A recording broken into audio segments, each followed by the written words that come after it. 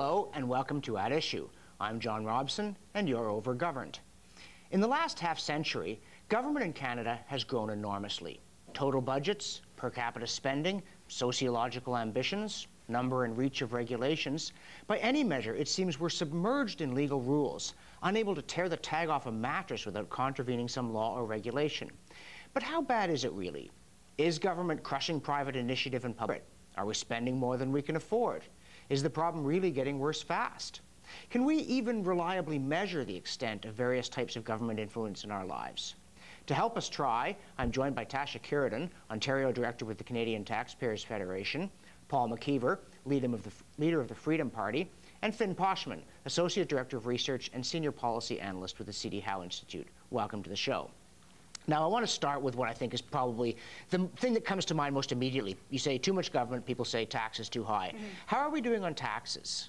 Well, the tax burden has increased greatly in Canada. If you look at just the size of government as a percentage of GDP, we started off around 25% in the 1950s, roughly on par with the U.S. Now it's closer to 40%. You look at the average tax burden, the average taxpayer hits their so-called tax freedom day at the end of June. That means they're working until that point to pay the tax man. After that, they keep the rest of the money that they make. So between sales taxes, income taxes, excise taxes, gasoline taxes, you name it, we're paying more and more and more for the government that we're getting, and government seems to expand its reach all the time, too. Well, when you have a party that's called the Freedom Party, it's not just the let's have less tax party, it's the Freedom Party. Presumably, this is but one of a number of things that strike you as troubling. So what are the areas in which you would say primarily we've got more government than is good for us? Well, I think it's important to draw a distinction between government, which is the organization, and governance, which is the activity. Government, I would say we've probably got way more than enough. In other words, we have a lot of people sucking up a lot of money, as Tasha was just saying. Governance, however, I would restrict to the traditional, or rather core functions of government, which would be justice. In other words, protecting everybody's life, liberty, and property. We see in addition to that, which I would call governance, I think we're going to see a lot of other things. For example, in Ontario, 80% of the budget, or approaching 80%, is healthcare and education, neither of which has got anything to do with protecting life, liberty, and property, and rather is something in which we also see involvement by the private sector. So I think we could say that there's a lot of government and probably not enough governance, keeping in mind what's going on in the streets of Toronto and other major cities in Canada. A lot of violence, maybe not enough policing. So we have, on the one hand, the government is taking too much. On the other hand, it is spending in some areas that we wonder about. But as Associate Director of Research for the Howe Institute, if someone were to engage you to undertake a study and say, really, how much government is there in Canada compared to a variety of other countries, maybe pick a few OECD countries, a few third world countries, and try and develop a number of measurements in a number of directions, what sort of things would you say we have to try to make sure this is part of the picture if we're going to make it complete? Tax and spending, John, obviously are places that people tend to start. Another is to look at what share government transfers make of individuals' income. In other words, how much do people depend on benefits as a share of their income within your country or within your jurisdiction. Another measure that's particularly popular in the U.S. is to count the pages of the Federal Register as a measure of that are promulgated in each year. The equivalent in Canada would be to count the pages in the Canada Gazette. Now, all of these things mean something, but I'm not sure how much they're really measuring, because what matters more than how much of something government is doing is what it's doing and how good a job it is of doing it. If you think about the expenditure side, what government does with your money, that's stuff we vote for. We elect politicians to spend money in ways that we appear to believe is warranted. And as nations or as societies become richer, they tend to vote for more of it. And presumably it makes them happier. And there's some evidence that that's true. So you have to look at a little bit of the what and the why of what government does rather than the overall measurements. Because there certainly are things we'd be worse off if government didn't do, if they didn't, for instance, provide policing. So there's a difference between being governed a lot and being over-governed. Now, the Canadian Taxpayers Federation, does it look at that side of the ledger? Does it say, here's what we're paying, here's what we're getting, this is the stuff we shouldn't be bothering with? Absolutely. Yes, one of the important things to look at, exactly as Finn said, is are we getting value for the money that we're putting in? Is government acting in areas that they shouldn't be acting in? Are they governing efficiently? That is a big question. And you look at certain areas such as healthcare spending, which is eating up an increasing portion of the public purse, around 46% in Ontario of the operating budget. And there you would say, well, we don't think that's being spent efficiently. We think that having a government monopoly on healthcare is not the way to go. You need more private involvement to try and keep costs down, allow the private sector to pick up some of the delivery, for example. And so it becomes a debate of what's the role of government and what's the proper size, not just how much is it spending. And one of the things that worries me about government a great deal, you talk about efficiency, and if the government's going to provide health care, we'd like it to be efficient. After all, we're in favor of health care. But are there things the government is doing that it shouldn't be doing at all, so that if it was doing them efficiently, we'd be worse off than if it wasn't? Liquor. Liquor's a big one. You know, the LCBO in Ontario constantly claims that it earns money, that it earns $1 billion a year in profits. In fact, if you look at the profit margin, they've never really exceeded $23 million a year. The billion they talk about is actually a tax that they're collecting. They call it a dividend, but it's the markup that the government charges. Because it's a monopoly, it can charge that markup. Even if they had private liquor stores, they could still impose that tax, get the money, but the point is they don't operate efficiently. They pay their clerks $17 an hour to start, for example, at a liquor store, whereas private liquor stores in Alberta and other places where they have them will pay less. So their profit margin will actually be higher. So yes, you know, the government shouldn't be in that business because they're not doing it well. Yeah, and if the government, for instance, in Ontario, the LCBO was set up in part to stop us all from rushing out and buying hooch and chugging it down. So the government was trying to stop us from drinking. And then how do you measure or evaluate a policy if it succeeds, or if then the LCBO says, hey, you know what, we're in this business, we've got to be commercial, and then they start selling us lots of liquor when the original purpose was to stop us from getting drunk? How do you evaluate this as a government performance? Morally, I think. Okay.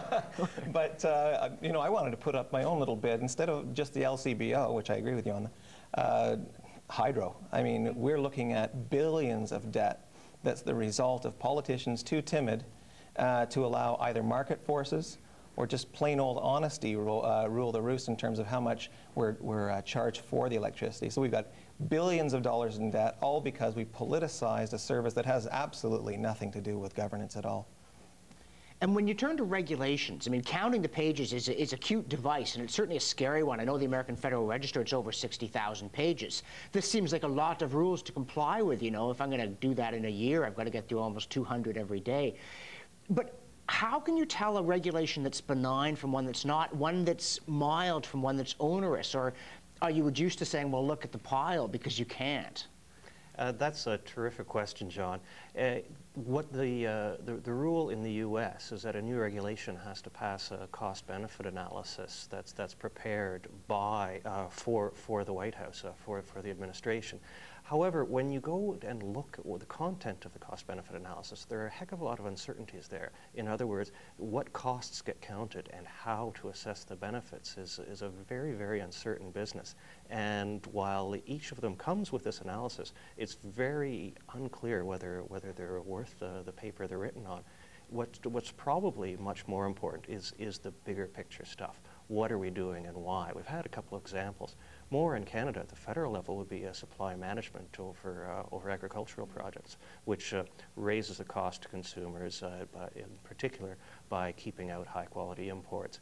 At the provincial level, we have insurance, or rather subsidies to crop insurance, which helps keep marginal lands in production and doesn't encourage efficient use of farmlands. Lots of big things that you really have to decide whether or not you want to be in the business at all in.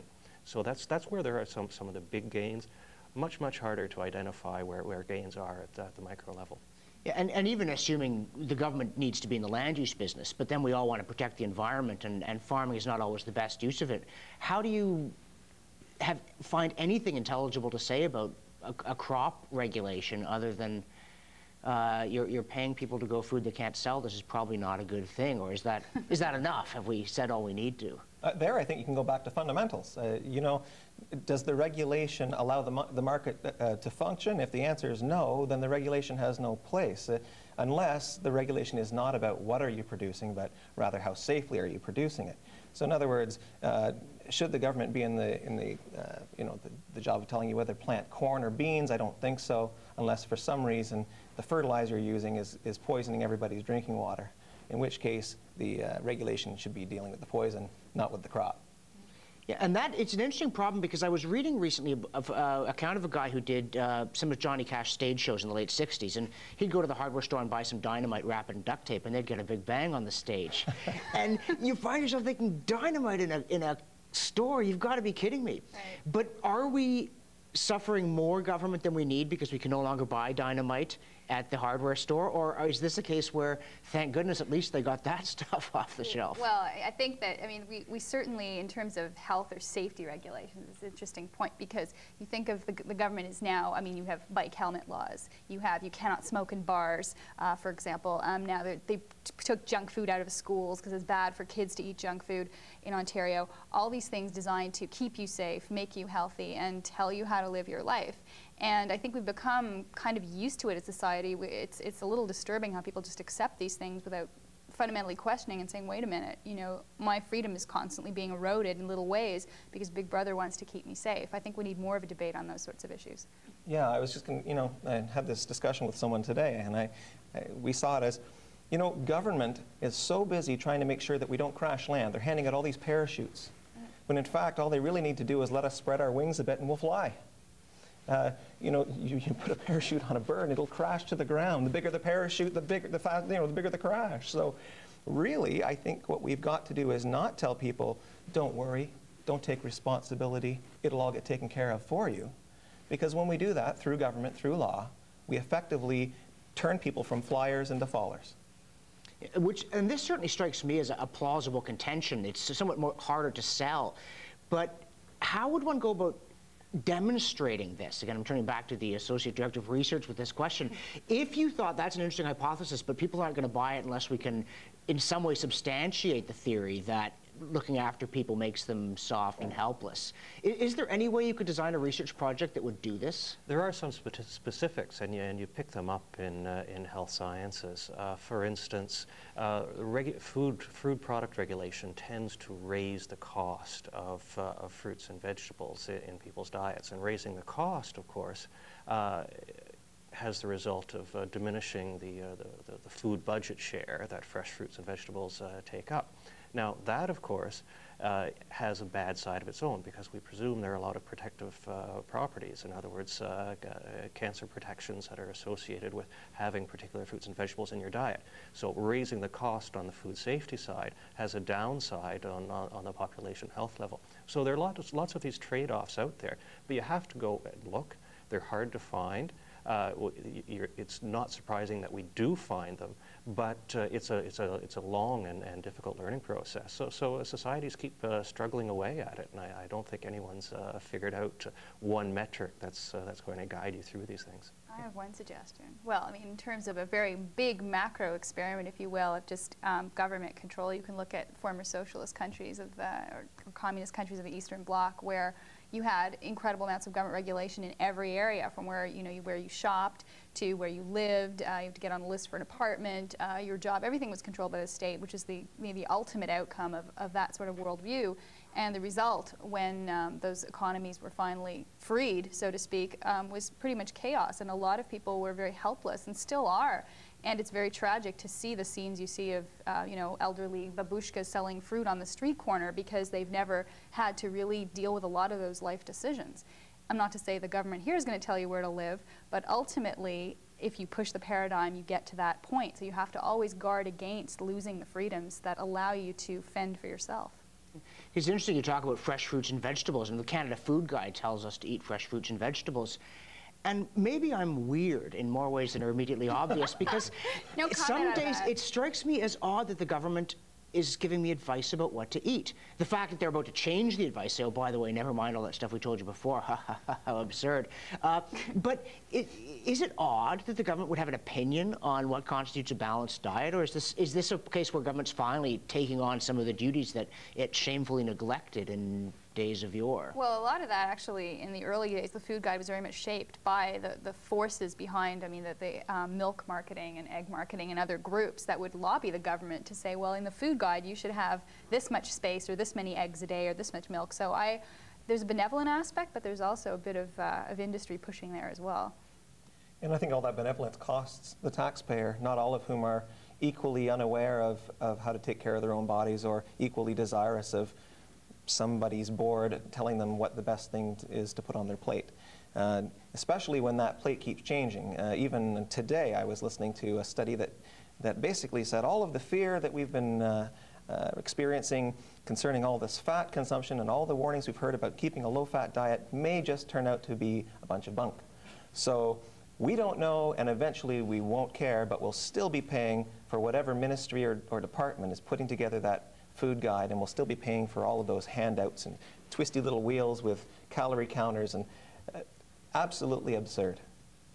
Yeah, and that's an interesting example, because when you look at the total burden of government, you have a couple of problems, and one of them is government doing things it shouldn't, and others, government doing things in ways that it shouldn't. And it can be somewhat difficult to disentangle these. I mean, some people might say, isn't it a good thing that the government is going to control handguns? Isn't it a terrible thing that the government is failing to control handguns? And that is one of the things that I think it's important for us to talk about, and we'll do this after the break, is to say, how do we separate out those things which the government ought not to be doing the way that it is from those things that maybe the government shouldn't be doing at all, that have a few apparent benefits and then some very real hidden costs that when you stack them all up, you realize the costs vastly exceed the benefits, even if it's done right. Furthermore, and this will come on later in the program, we're going to talk, if we have gotten ourselves into a mess like that, how do we get out of it? How are the ways that we can start to undo both these kinds of harm? Are we governed to death? It feels that way. Before we take a break, let's join iChannel's Meredith Dalt in Halifax, Nova Scotia, and Brenda Barnes in Whitehorse, Yukon, to hear your views on too much government. Hi, I'm Meredith with iChannel, and I'm here in Halifax speaking with Tom. Tom, the question I have for you today is, do you think we have too much government? No, not really. I don't think we have too much government. Sometimes it's perhaps not put to its best advantage, but I don't think we have too much. If government is wise and intelligent, well elected by an informed electorate, then it should be for the good of people. I wouldn't say we have too much government. In fact, I would like to see more involvement from a government that engages in social issues, education, health spending. Not necessarily. I think it's really how you use what you have, and I think there's definitely a need to make government more efficient, and I think there are ways to do that. It's just that everyone needs to get on board with it. Whenever somebody thinks about doing something on their own, I think the first thing that pops into their head is that there's going to be too much paperwork. No, I want more government. You want more government? More federal government. No. But I do think that our government needs more direction.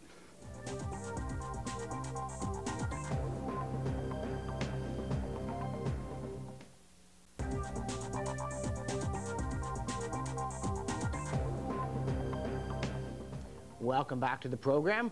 We're discussing whether Canada is over-governed. And it seems to me that it is, partly because of an observation that Alexis de Tocqueville made about what happens when government covers society in a fine network of small rules, kind of saps the vitality of the populace. But maybe I'm just truculent. Maybe my desires are not those of everybody. And there was a major survey undertaken recently of happiness, levels of happiness in different countries. And one of the findings, I think, is that different things make people happy, and this affects the judgment, what we want from government. There's a big difference, John, in how happy people are across countries, and you measure it with some objective tools, like what's the suicide rate, what's your life expectancy, and there are other ones. Are you happy? How do you feel about your relations with government in carrying out different activities throughout your daily life? And what's interesting about the different results is how little they have to do in some cases with people's individual incomes, but then how different the responses are depending on the overall incomes or the overall levels of development in the country you're in. But suppose your country's not very well developed at all. You tend to really care a lot about how efficient and effective your government is at doing really basic things like delivering on rule of law and enforcing contracts and not being corrupt, not stealing from you, and instead being responsive to just the needs of going about life day to day. Think about the recent election in Haiti. There is clearly a case of government failure just to organize an election properly.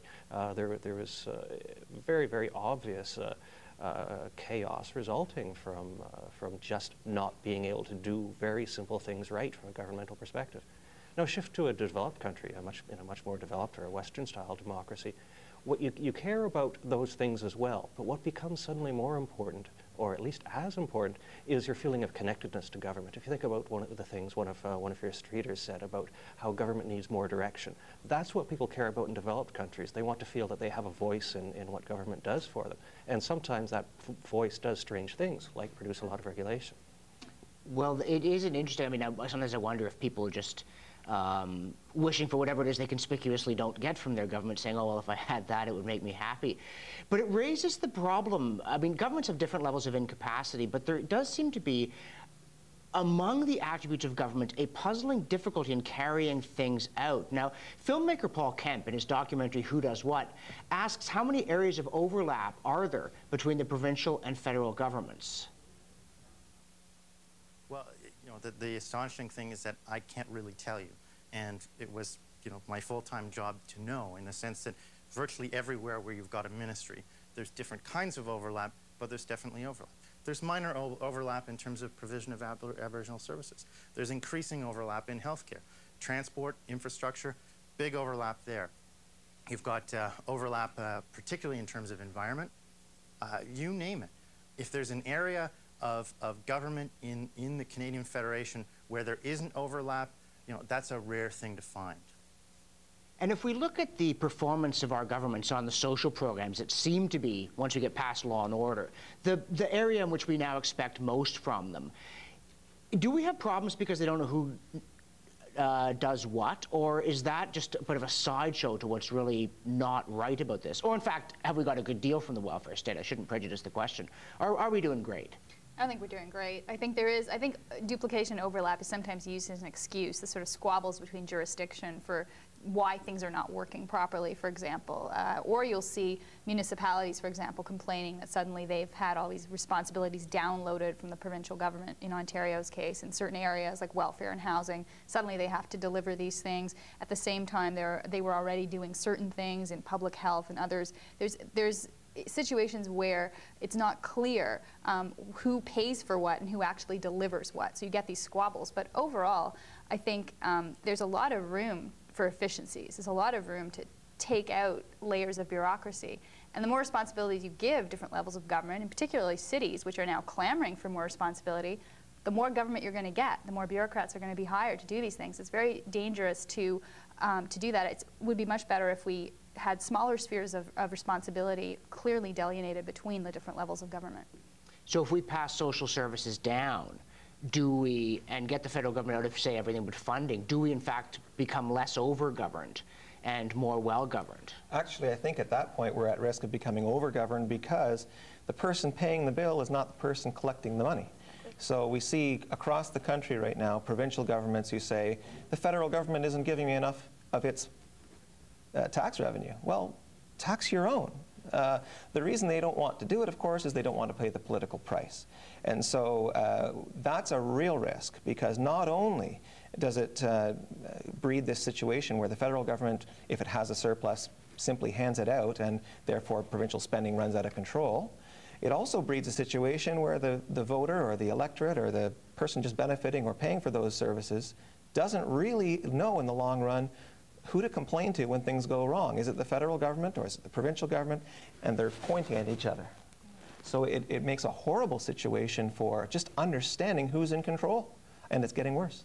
And does that give people an incentive to vote for more spending? I mean, if you can tell your provincial government spend and then they'll go and complain to the feds about money, do we have political things that make us over-governed?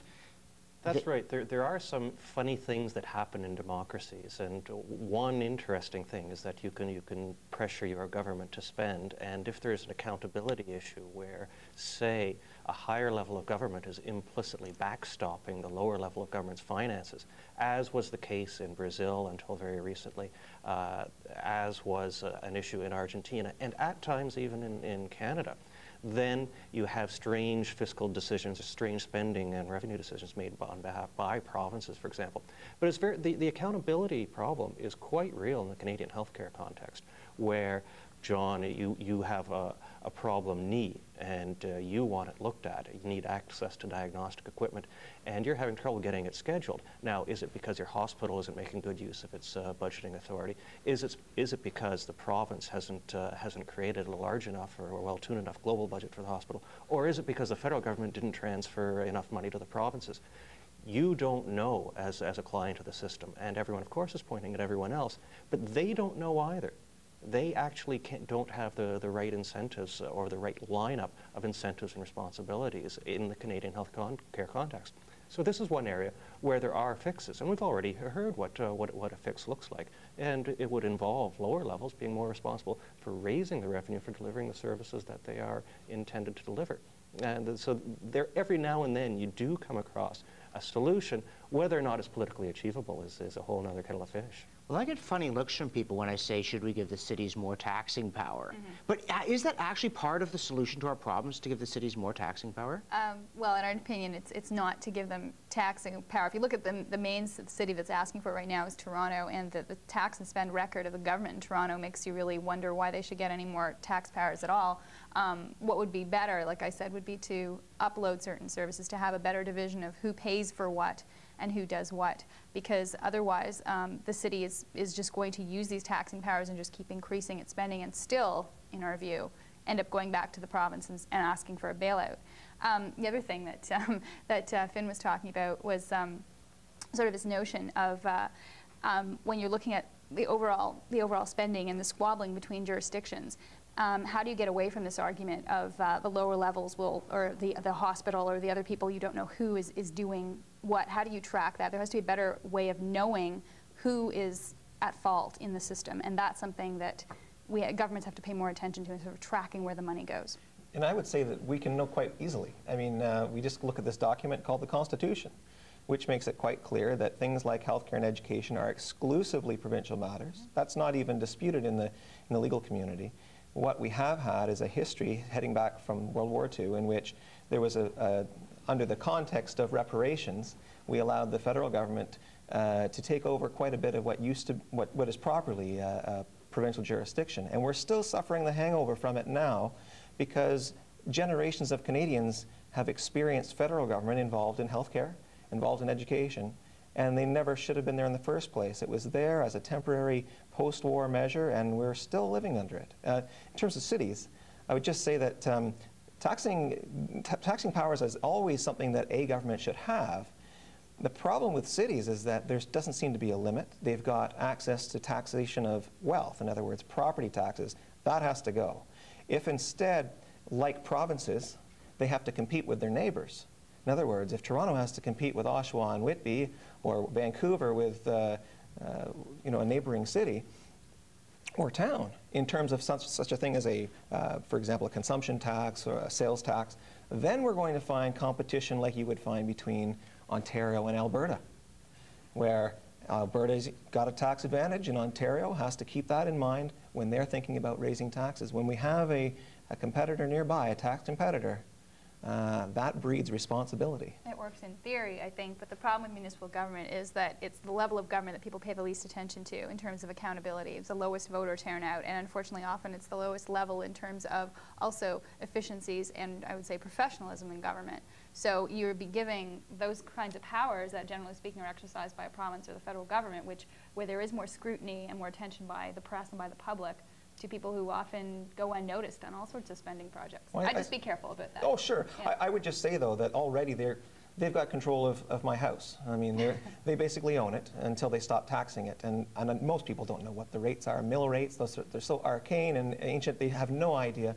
No one's paying attention to what the mill rate is. But when you buy a chocolate bar and it says 4 cents David Miller tax, well, you know who's responsible for that. So I'm always in favor of that see it on the bill type of tax. I think it breeds voter discontent and maybe more turnout at those municipal polls. Absolutely.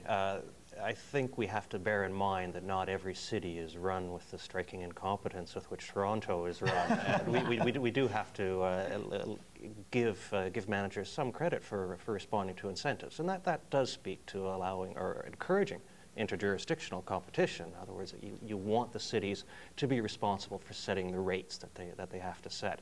We've gone quite the other way in simply allocating a fuel tax revenue to the cities, where in the current federal municipal agreement, which is very, very problematic for establishing accountability for cities in how much money they collect and how they use it. Well, it's interesting. There are people who might criticize the way Ottawa is run, but the more I hear that Toronto is run badly, the more I would like the money spent in Toronto to be raised in Toronto, because the alternative is for me to pay some of it, and I don't even get a vote. I mean, it's bad enough that Ottawa got amalgamated, but... Ottawa's going to want those powers next, don't you worry. Yes.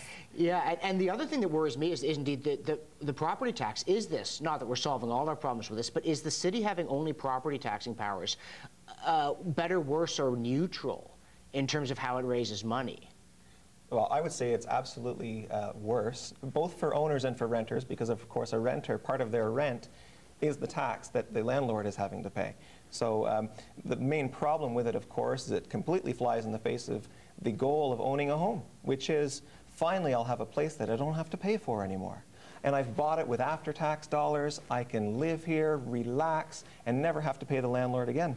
That is not the case right now. If you don't pay the city, if you don't pay the government, they can take your house, they can sell it, and if you're 70 years old on a fixed income, and all of a sudden your town or your area of town becomes the hottest thing in town, the hottest place to live in town, you're suddenly going to find that you can't afford to live in your own house because the property taxes have gone up. Whereas a sales tax is paid not only by people who live in the town, but everybody who uses the roads, drinks the water, spits gum on the sidewalk that needs to be picked up, parks in the parking lots. In other words, when you have a high-density place like Toronto and people from all around Toronto are coming in and using services that currently are paid only by Toronto residents, you suddenly have a situation where now more people are paying, they can pay at a lower rate, and if you don't even use most of the services in Toronto, even though you're living there, you don't have to worry about footing the bill for some person from Oshawa or Markham. Well, it might make sense for a more high-density situation, but I mean, generally speaking, I wouldn't say scrap the property tax entirely. I think that obviously you don't want the 70-year-old person on a fixed income to be evicted from their home, but there are ways around that in terms of capping property taxes, better systems than the one that we have in Ontario, which is current value assessment, where exactly the real estate market is hot, you get penalized because your assessment goes up and your bill goes up. I think that the real issue is what cities have to deliver in terms of the revenue base that they have. And the question isn't necessarily expanding the revenue base, but in some cases removing some of those responsibilities, such as reversing some of the downloading that's taken place. Now, I wonder in all of this, does this contribute to the possible over-governing of Canadians, or is this just a rather strange way of financing it? I mean, if we were, say, to adopt your solution, upload the responsibilities back to the province, are we better off, worse off, or in terms of the fundamental problem of having a government the size of an elephant, has nothing changed? I think it contributes, John, to the size problem, because you have less checks and balances on how revenue is collected, how much revenue is collected, and what's done with it. But I do agree with Tasha, though, that the property tax is imperfect, but it can be improved, for example, by having cities make better use of the user fees that they're permitted to charge, or other excise taxes such as hotel fees or things that do measure or do roughly compare to the benefits that either travelers to a city or residents of that city receive. So there is a mix of taxes available to cities. And when those are better tuned to benefits, then you get more efficient delivery, you get more accountability, and by the way, you get to shrink a little bit of the overall freight that government lifts from your passage during the course of the day. The other problem, of course, is, and a stellar example is the TTC. The extent to which the rest of Ontario or the rest of Canada pays for a service used only by people driving around within Toronto.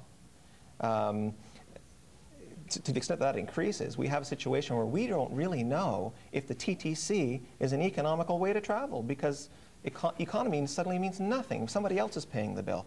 Whereas to the extent that the people using the train have to pay for the services that they're receiving, we have a very good idea of whether, heck, it's more expensive to drive on the TTC than to take a bicycle or to take a car. You might have people changing their minds about how to travel. It might not be the better way. It might be the best way.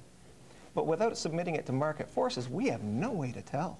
Now, we're going to take a break, but before we do, host's prerogative, because I have a solution for the property tax issue.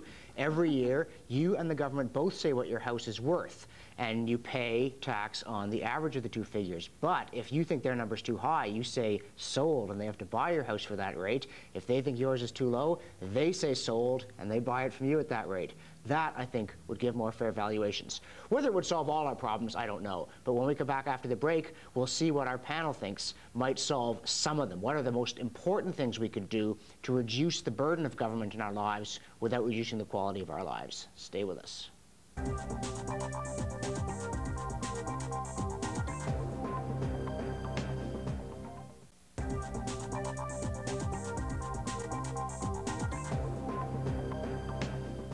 Welcome back. I'm John Robson. Do you think we rely on too many levels of government? Let's hear what Canadians have to say. For sure. How would you change that? I have no idea. If I had the solution, maybe I would run for politics. Maybe I would start a revolution. I have no idea. I think having good grassroots organizations, people who aren't afraid to stand up to all the bureaucracy, is a good start. If you're talking about oil or major natural resources, that's probably something federal government should have a lot of input in, but I think that there's not enough power given to local governments either, and I don't think it's possible for a federal government to understand the needs of a community. It's just not possible. It's more important that we have more federal government and less municipal and less provincial. That way we can divide up the resources and everyone has sort of the same share. Just, for example, like Alberta having all the oil, and we don't really get to see that. So, first of all, I'm not sure that 3 levels of government are entirely necessary. And at least in the Maritimes, my sense is that municipal and especially provincial governments are not terribly well organized, not very well informed, and not very efficient. They work for vested interests of local people. Now, we discussed in the first segment some of the difficulties of measuring the burden of government in a way that seems exhaustively satisfying. But sometimes intuition serves where deduction fails us. If you were asked by a 3-level panel of government for your top suggestions on reducing over-government of Canadians, where would you start? What would you say, well, here are the things I would like to see you do first? Well, I think the first thing would be to, instead of having transfers constantly from the federal government to the provincial governments, to eliminate that and have a tax points transfer instead. So that then the provinces would raise revenue, exactly what you're saying. They would tax, bear the political burden. The federal government would tax within its area, bear its political burden. And the other thing I would do is have a debate on the fundamentals of what is government for? What should government be delivering at these different levels? I mean, do we need it to have a liquor monopoly? Should it be running amusement parks? Or should it be keeping people safe in the streets? And if so, should it be the province or the municipality that does that? That debate we don't have enough of in this country. I think what I would do is in addition to that, those are excellent points, I think, but in addition to that, I would say that, look, if you can find it in a phone book, make sure that it's equal and open competition if the government wants to continue providing it. So, for example, healthcare, education, we have private schools, we have public schools. We have some forms of private healthcare, not enough as far as I'm concerned, in competition with the public system. So if you're going to have public insurance, if you think it really is the best way to pay for healthcare, great. Let's put it up against a private sector competitor so that we can be sure. There's no better form of democracy than the wallet. And when people choose this form versus another form, we'll know what's working for them, rather than having someone in an ivory tower say, I think that perhaps a public system would be the most noble. Let the dollar speak its data onto the page and we'll know. I think we're in terrific agreement as to the place to start. As I thought through my possible answers, the first one is lower federal taxes. Because that gets to exactly what Tasha was talking about in making room for provinces and other levels of government, if they want to step into the room that's made available by lower federal taxes. The other thing that does is it improves accountability, as we've talked about. And the reduction in overlap is important, because right now, roughly a quarter of all federal revenue supports federal spending in areas of provincial jurisdiction. And that's that harmful overlap that contributes to expansion of government. So there's some really clear federal prescriptions, and I mentioned a couple of other ones, such as agriculture with supply management and crop insurance and other farm-oriented policies that do raise costs for Canadians. So there's some pretty clear policy measures that you can take at the federal level. At the provincial and other levels, the next thing I would say is, well, competition. That's right, making better use of internal markets in health, internal and external markets in education, absolutely crucial. And this is readily available to provinces and municipalities that want to give it a try. So we're starting with getting rid of the Canada Health and Social Transfer, just to be specific here, and cutting equalization back as far as court challenges will permit. And then are we talking about education vouchers? Well, it sounded like it. Education vouchers, is this in fact part of the answer, or is the word make people allergic, so you have to call it charter schools? You know, charters, I think, are the wrong idea. The voucher, the whole problem with the voucher is that I'm still giving my money to the government first. There's still a middleman. The better thing to do, if you want real competition, is to say, look, you choose the school that your child is going to attend. You pay directly to the school or to the organization that runs that school, whether it's public or private. Instead of having the money taxed out of your pocket, just go to the school or the school board and give them the money. If someone doesn't have the money, then deal with that under a unified ministry that provides financial assistance on an as-needed basis. But don't, for the love of goodness, do not use the government as a way to redistribute wealth by operating programs. Let people bring their money to the service provider directly. And you don't have to have a voucher for that at all. Now, perhaps I have a thing about welfare, but when you think about the welfare state, health and education are certainly a part of it. Right. But there's also pensions and employment insurance and welfare, and this hasn't come up at all. The government, as the primary charitable agent in society, is a role that would have struck people as odd until quite recently, and now if you suggest that it's strange, they look at you funny. But is there something major we ought to be doing there? Does government welfare to break down social cohesion by interfering with private charity, or is it actually a good idea, and that one we won't touch? Well, it is something that's not talked about a lot, but certainly studies that have been done on things such as guaranteed annual income, experiments that were done with that in Canada and the United States show that when the government provides you this certain floor of income under a guaranteed annual income program, it actually encourages things like family breakup, all sorts of other behaviors that were not anticipated because people don't have to stay together to maintain a family unit and survive. They can just get the government check and split up, and it really, this notion of increasing dependence also breeds all sorts of other unintended consequences. And yes, the growth of the nanny state, so to speak, makes people dependent.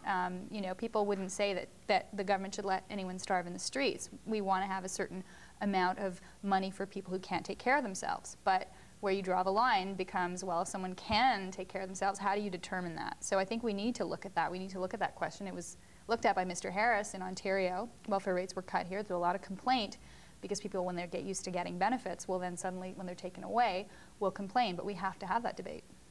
And once we have the debate, what side are you taking? Well, I'm taking the debate that, A, we're in a situation that we didn't get here overnight. I mean, the role of the government in handing out money to people who are in need is something that developed over a course of years. If you were to suddenly pull the plug, you'd find a lot of people in a lot of trouble, and you would have probably caused it, only because you're running a system that has a history. So there needs to be a change to the system. Maybe even it's possible to experiment with a complete exiting, but that's not what we can do on a global scale because, as I say, we're all used to it. In fact, we're all on welfare. We're on welfare in our healthcare system because most of us aren't paying the full whack if we're using it enough or a lot. We're all on welfare when we use public schools because a lot of us aren't paying the full score there. We don't see the welfare because it takes the form of government taking control of things that used to be private endeavors and hiding the welfare money in the form of services. So we can change that by allowing people to pay directly for those services that are not justice services And by helping out in an explicit fashion, in a fashion that could be traced, we know how much we gave John Robson when he fell on hard times, and we know how much he gave back. And we know, here's another thing. For every person saying that they want welfare rates to be increased, there's someone who's not telling us how much money they gave. How about a voluntary, mind you, a voluntary, here's how much I gave to welfare, put right on the tax return or the assessment at the end of the year, so that when a politician is asked, now you want to increase welfare rates? Yes, I do. And what percentage of your income did you give to welfare this year? And when they come back with a 0, we have to ask them some really serious moral questions, not necessarily bad ones, about their own integrity and their own consistency. It's easy to have someone else pay the bill. It's a lot harder to practice what you preach when you don't have to be accountable for it. In a lot of groups, I'd find myself on the libertarian end of the spectrum, but not this one.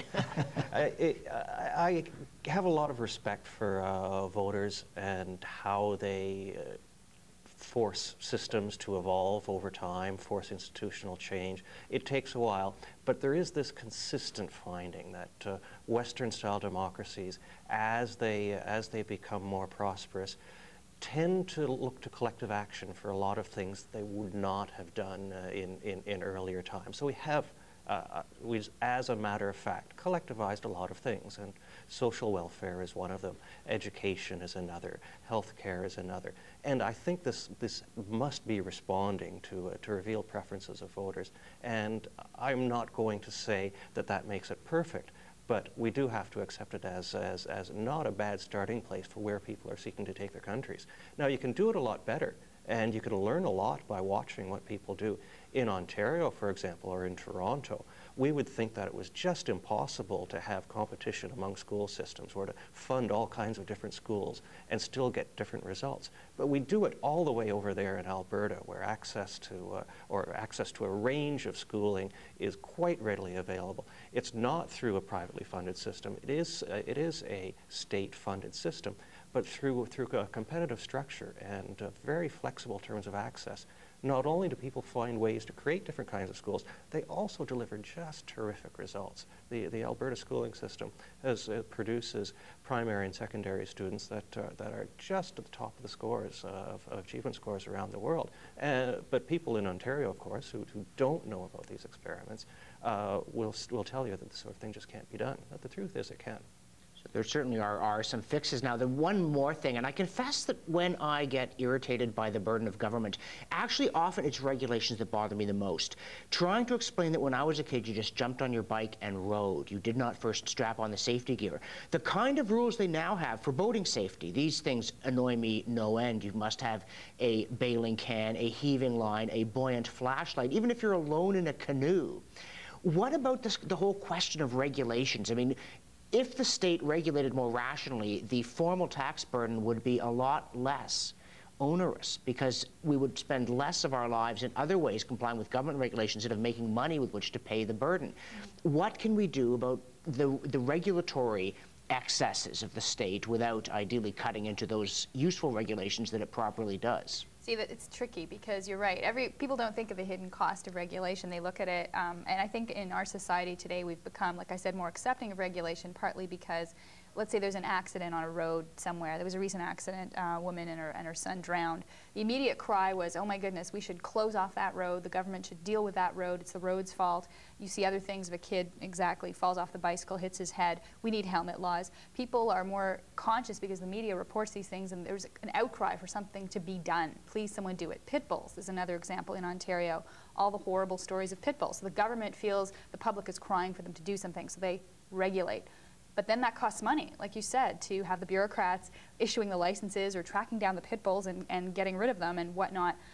So I think people have to maybe themselves take a step back and not always have this knee-jerk reaction of the government should do something, the government should regulate. And that, to get around that, it's difficult, but I think it's a slow turning of the tide to explain that there are other solutions and that people can regulate their behavior themselves and government doesn't always know best. And how about tort law? I mean, is there some way of reducing the burden of regulation without reducing the well-being of the populace? If we go back to a situation where people behave in ways that are unreasonable, they expose themselves to liability. Oh, wow. Well, the most glaring, I mean, the most glaring example of modification of tort law would be workers' compensation.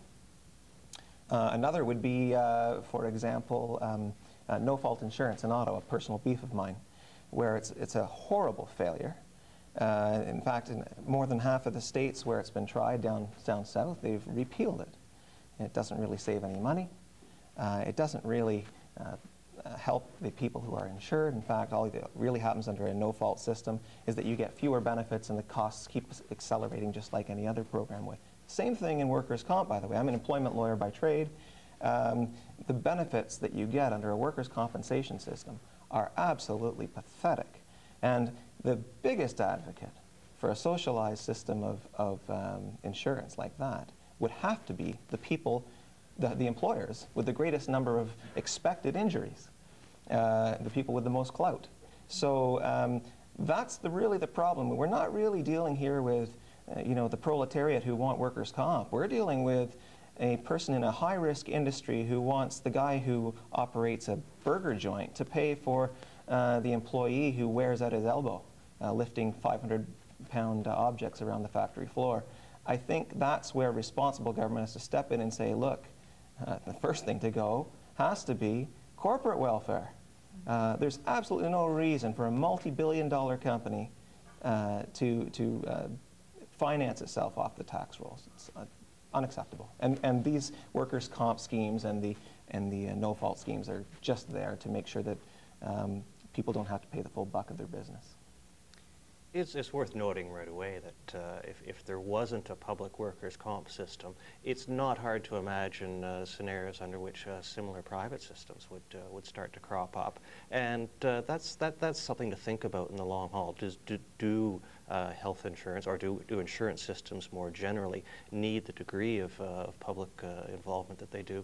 As to tort law specifically, the damages system does work pretty well, and this is, of course, the fault with no fault, is that it doesn't let the system of wrongs and damages deliver the sort of incentives to the marketplace that it should do. Of course, you can go too far, and the example here is treble damages in the U.S., which is obviously something that has greatly ballooned the cost of the tort mechanism in the United States. So, but this is something we can deal with, and as a matter of fact, in Canada, we have done pretty well in the sense of allowing tort to go so far, but not too far. I think the judiciary too. Sorry. No, go ahead. Just going to, the judiciary in Ontario, I think in most provinces, has been relatively conservative in its awards of things like aggravated and punitive damages, and those are the big numbers that you always hear when someone spills coffee on their lap, and it's a $50 bazillion award, which, by the way, on appeal always gets knocked down to something much more reasonable. They don't bother with all of that nonsense in Canada. We basically say, look, we're a country that wants people to do business within our borders, and we understand that if we have, a bazillion-dollar punitive awards, nobody's going to want to set up here. And I think we've had a very, keep in mind they're not elected, although I'm not sure if that's a good thing, but our judiciary has been very responsible with punitive and mental distress damages. So I think given the demonstrated responsibility in our system, there probably is good reason not to be as fearful about lifting statutory restraints on the common law. And it may even be, as you were talking about with the workers' comp, that if government didn't do it, we would discover in a whole lot of ways that we are ourselves capable of assuming a kind of private initiative that nowadays we assume we can't. I must say I did not expect that a program on the question of being over-governed would end with praise for Canada's judiciary, but you never know where these things will take you.